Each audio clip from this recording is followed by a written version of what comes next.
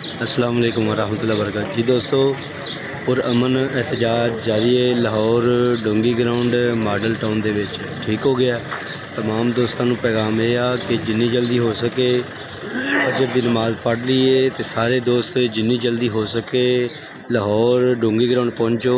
नाल ही लोकेशन मिल रही है, जिहड़े दोस्तों को रस्ता ना मिले लोकेशन के जरिए जिन्नी जल्दी हो सके इत्थे पहुँचो। बा हुक्म है उस्तादां दा ठीक है, तो हर दोस्त का पहुँचना लाजमी है। जिमें जिमें नमाज़ पढ़ो, जिहड़े दोस्तों को वड्डे मोबाइल नहीं है उन्होंने फ़ोन करो, फ़ोन करके ते हर सूरत ते लाहौर डोंगी ग्राउंड मॉडल टाउन दे विच पहुँचो। जिन्नी जल्दी हो सके दोस्तों के पैगाम दो, वीडियो तो शेयर करो। तो कोई दोस्त सुस्ती ना करे, सुस्ती का मुजाहरा कोई दोस्त ना करे ठीक है। उस्ताद साहब खुद देखो तशरीफ फरमान है, तो कोई दोस्त भी सुस्ती का मुजाहरा ना करे। जिन्नी जल्दी होवे पहुँचने की कोशिश करो। अस्सलाम वालेकुम वरहमतुल्लाहि वबरकातुहू।